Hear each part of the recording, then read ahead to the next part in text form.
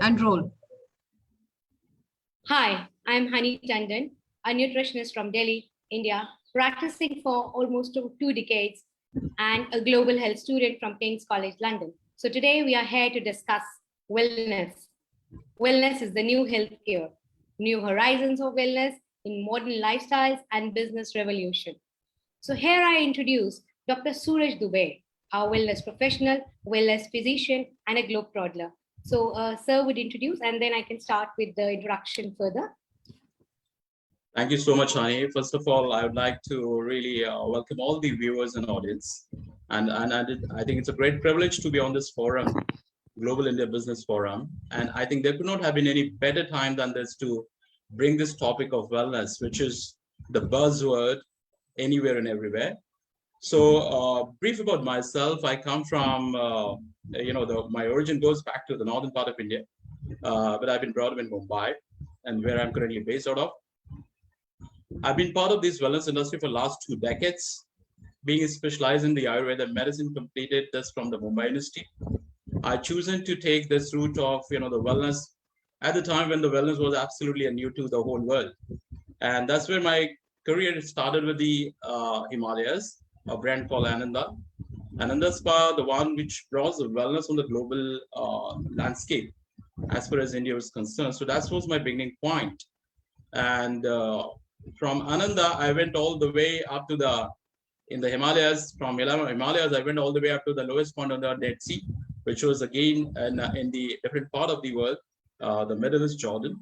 So it has been a journey for last 2 decades across 4 continents, out of which, half of it was overseas in Europe, UK, Middle East, Asia.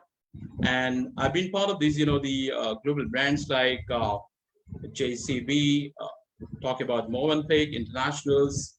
And in India, it was, of course, the Oberoi's, ITC, and Mahindra. So it has been a privilege to really do this journey. And it feels like we have a long way to go. And coming on this forum is always a pleasure to spread the words, because wellness is no more new word, and the people everybody's exploring. So we'll try our best to see how much we can contribute to our audience and viewers' understanding of it.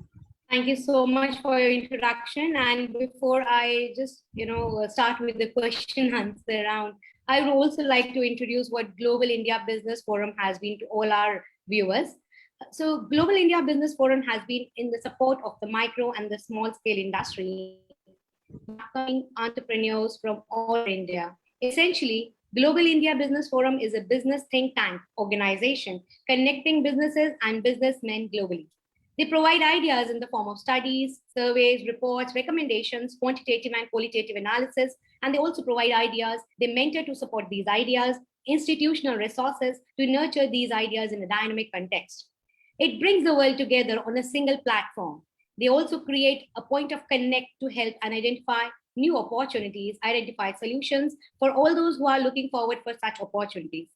Global India Business Forum has done remarkable work in bringing together experts from around the world, while keeping in connect with over 86 embassies, approximately 90,000 associate members from 137 countries and over 350 organizations who have come together to benefit and derive benefit from GIBF. It also has successfully organized numerous trade fairs, exhibitions, webinars, and seminars, and has also brought together delegates from various countries, entrepreneurs from across the globe together on a single platform. GIBF journey has been mapped through its flagship project, the e-magazine of all the businesses tycoon. This is a wonderful platform where people can read about the success stories of various enterprises, of various path-breaking businesses, as well as the upcoming issues from around the world. The business tycoons enjoy subscriptions from over 19 countries and become one of the top business magazines around the world with diversified industrial segment distributions. It is one of those e-magazines that can be easily accessed by everybody. And it's a platform where young entrepreneurs from around the world can come forth with their innovative ideas, share their products and services, and find a common platform for everybody to share and grow together. Further this, I now move on to Dr. Suresh Dubey back again. So welcome, sir, and welcome all our audience and the viewers. So this is going to be an interactive session with the wellness, and any further questions or comments, please keep on putting down in the chat. We will definitely be addressing all the questions in case as in they come. So as we all know, there are 5 main aspects of personal health: the physical, the emotional, social, spiritual, and intellectual. In order to be considered well, it is imperative for none of these areas to be neglected. So I'll start with a very basic question, sir. How would you define wellness? How is it different from health? Thank you so much, Honey. Very basic, very fundamental. I think, if we understand the basics, we can definitely reach the advanced stage. So I must say that, wellness, though it's a modern term, but its roots goes back to ancient practices. Whether we talk about, the Eastern philosophies of uh, Indian Eastern philosophies where Ayurveda, yoga, or the traditional Chinese medicine, or we talk about the Western philosophies where Rome, Greek, and so on and so forth goes back to the time since the human civilization is there. So I must say that, the wellness has been part and parcel of human civilization since the time, these practices has come. Uh, in a very brief word, I can say wellness is old wine in a new bottle. How the Global Wellness Institute, which is the most authoritative body at this point of time, has defined wellness, which is very interesting for all of us to understand at this point of time. It says wellness is nothing but the active pursuit of activities, choices, and lifestyle that we make to ensure that we lead to a good health. Very key point that we need to understand, it talks about active. So wellness is something which engages oneself. One has to be active. So whether we are making choices, whether we are making lifestyles or any sort of activities in our day-to-day living, and that leads to a state of, the holistic health, we would term it as a wellness. Contrary to what health has been talked about, in the most authoritative books of the World Health Organization.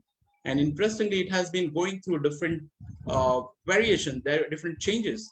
So in World Health Organization, the health has been defined as a state of physical, mental, social well-being, not merely absence of disease or infirmity. So if we clearly see, there is a fundamental difference in the wellness. It talks about activeness, it talks about dynamism, it talks about your engagement, whereas health is just a state. That's how World Health Organization has mentioned about the health. And just to add this, in Ayurveda, which almost science which goes back to 5,000 years back, the health has been defined in a very traditional scriptures in Sanskrit. And it will be very interesting for our audience to understand, even those time, how the health or wellness was perceived.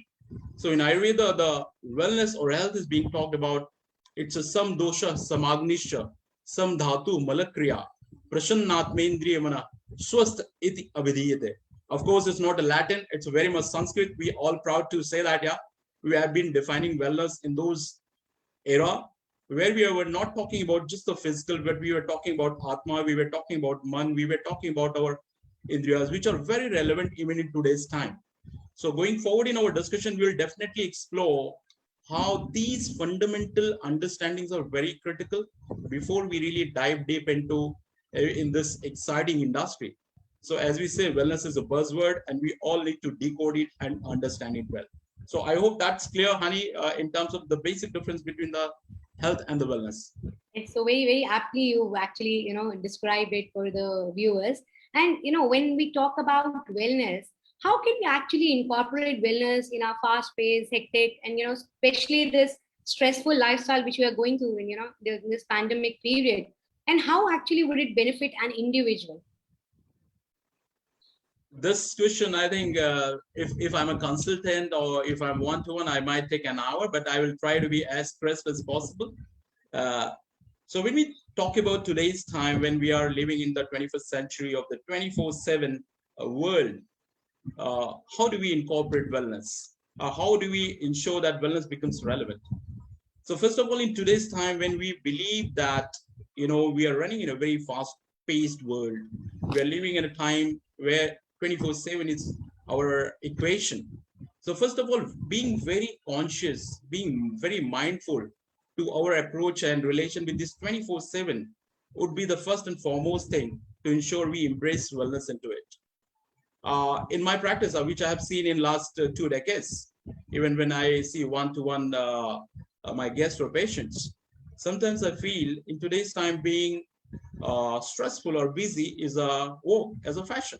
If you're not busy, that means you're unproductive, or it shows that okay, you're not making the most of it. So I think being mindful transforms you from busy to be easy.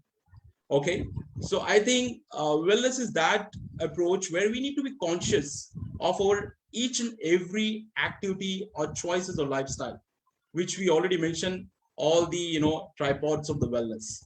So whether it's related to your sleep pattern, whether it's related to your breathing, whether it's related to your eating or nutritional aspects, or anything and everything that you do, how you ensure that you're aware of what you're doing.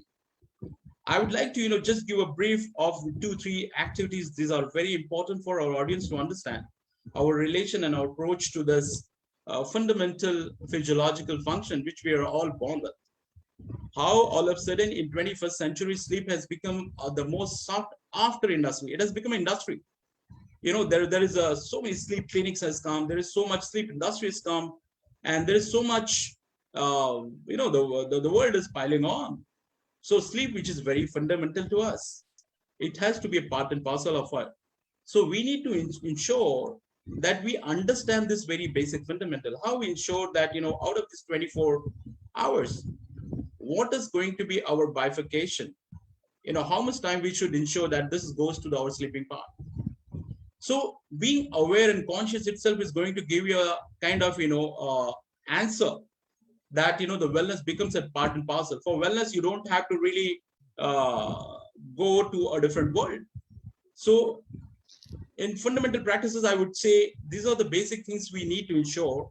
If you're saying about breathe, which is again a very common, which we all live, and we until we don't fall sick, we don't realize there is something called breathing.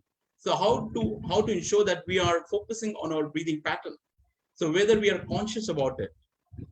In terms of the eating, nutrition, you being a expert in this, I'm sure you understand how vital nutrition plays a role. So it says you are what you eat. Yes, in absolutely. Wellness, connecting it to our traditional sciences, it says you're not only what you eat but what you digest.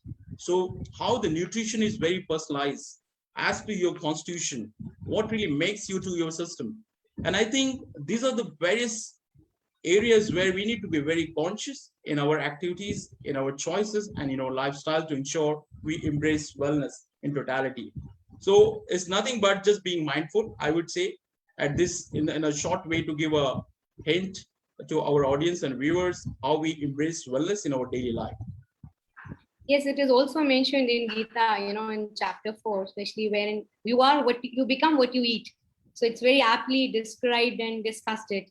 So we've heard about the individual side of wellness from you. We would also like to know about the business aspect. How wellness can impact or can affect the businesses, and what is the business side of it?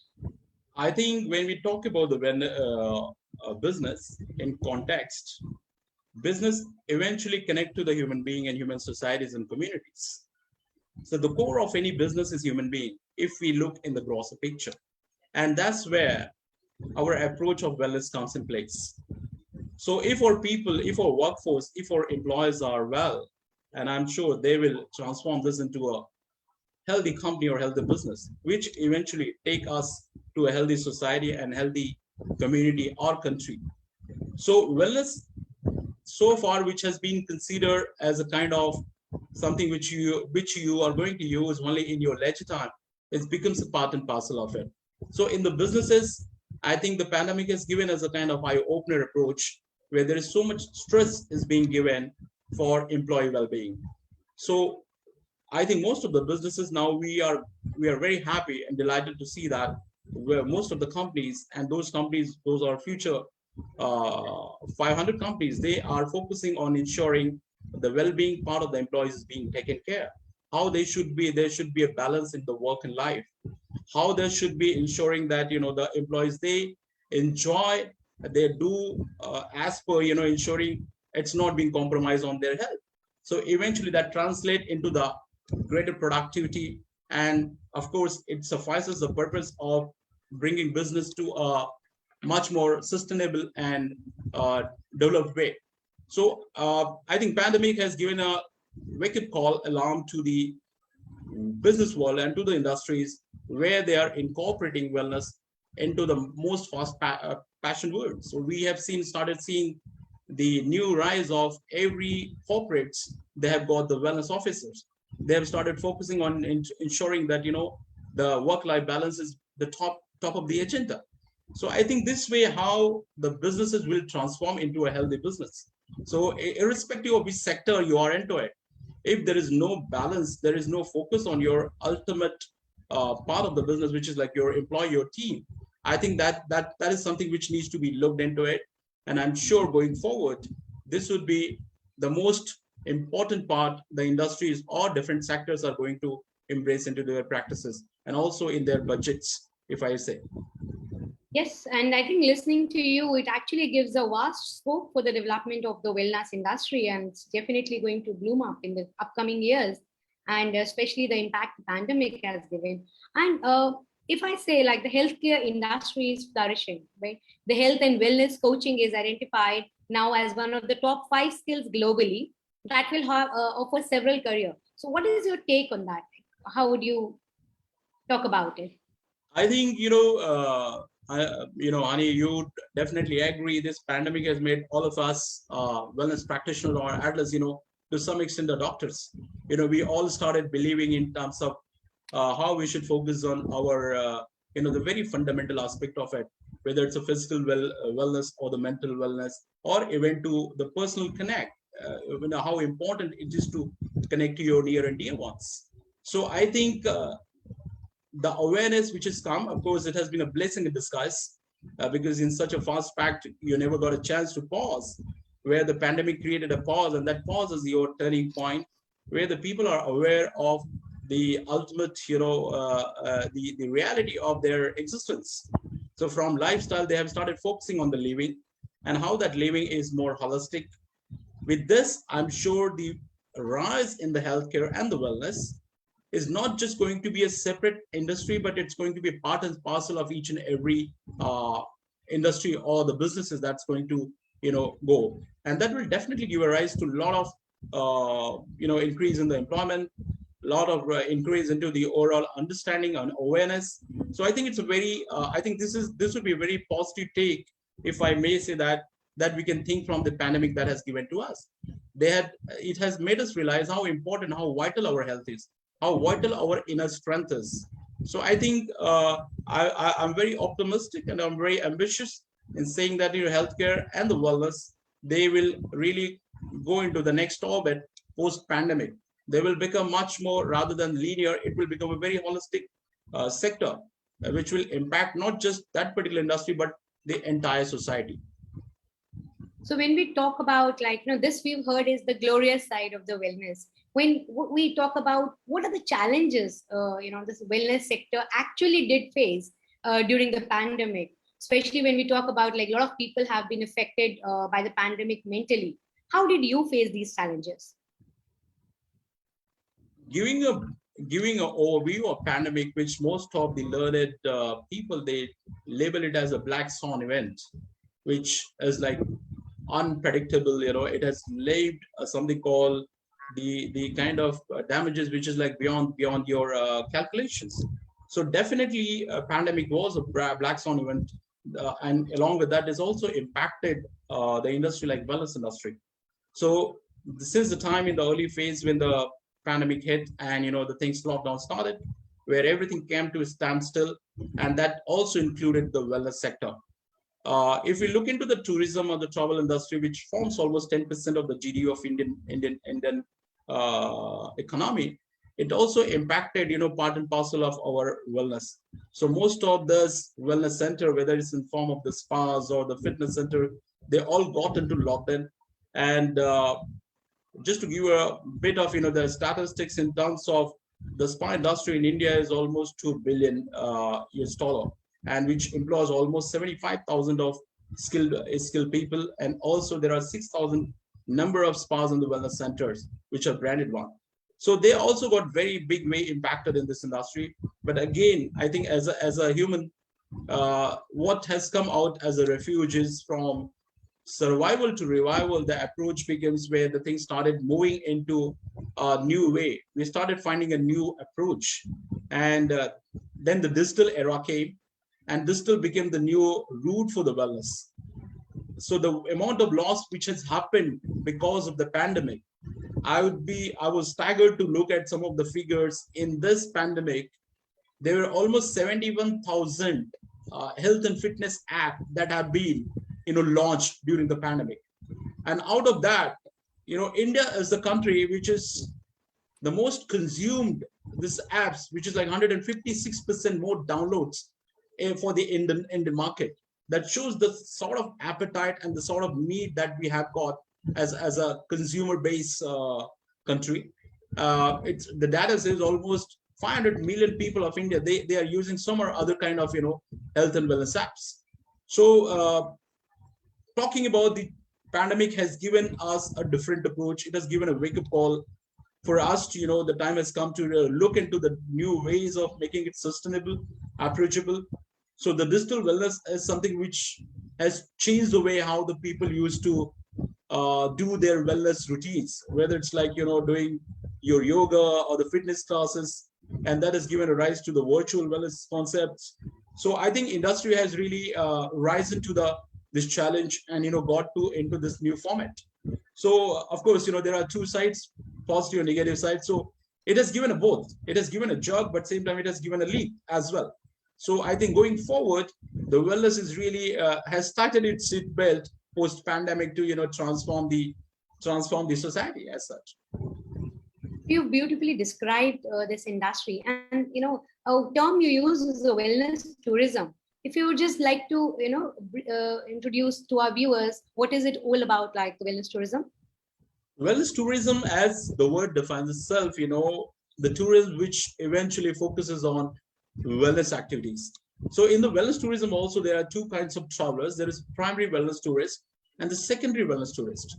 So the primary wellness tourist, those are the people, those who try to, plan their travel, everything around, focusing on their wellness programs, whether they are visiting to some of the wellness resorts, or they're visiting to some of this, particular destinations where anything and everything is focusing around their wellness activities and practices enhancement.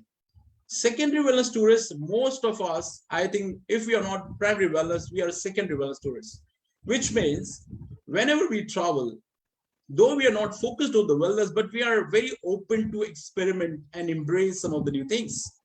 And I think that has given a very interesting understanding to this market, wellness tourism. Some data which comes again from the Global Wellness Institute says that in India itself, wellness tourism contributes to almost 16 billion US dollar. So which is a very significant portion of the entire tourism industry.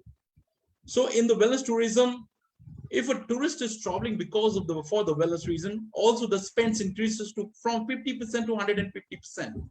So if a normal tourist spends, let's say, $36, if the same person is traveling for the wellness person, the expense goes from $60 to $80. So that also shows the scope for this industry to really cater to that kind of market or the segment of the our travelers. In Asia Pacific, India stands almost top three. We are in the top three behind China and Japan in terms of the all wellness tourism. Country like Japan is ahead of us, the smallest, but the whole kind of their belief, the perception, the culture, infrastructure. So I think it's again a very important phase for us to really look into this aspect, knowing the fact that we are showing the world what the wellness is through Ayurveda and yoga. When Ayurveda and yoga is not an Indian, it has become a universal practices, with the practices like International Day of Yoga or the different kind of national mandate which the government has planned. So wellness tourism is a huge market, and I think it makes a whole lot of impact in our overall tourism and the GDP. Right. So thank you so much. And I would also want to know about, like, when we say wellness tourism, what current scenario of the global wellness market is all about, like in the current situation when we talk the I scope. think the best, the most important, the slide of this our kind of the program, which has given such a striking figure of $4.5 trillion market, which I would like to give a snapshot from global to Asia Pacific, then to India. So if we look into the global aspect, the global economy, for the global wellness economy, which is as per the latest data and the most authoritative data, which comes from the Global Wellness Institute, supported by the Stanford Institutes, the research comes, and that's the most authentic data. It says that, the global wellness economy stands to $4.5 trillion. And in that $4.5 trillion, Asia Pacific region contributes almost to 25%. So which is again goes almost around $1.25 trillion. And even that in Asia Pacific, our Indian contribution is, I would say, around 3%. So Indian wellness economy was almost around 125 billion. So try to understand context to the global economy. We are contributing around 3%, 3 to 4% of the global wellness economy. So much scope and so much kind of, the areas that needs to be fueled in.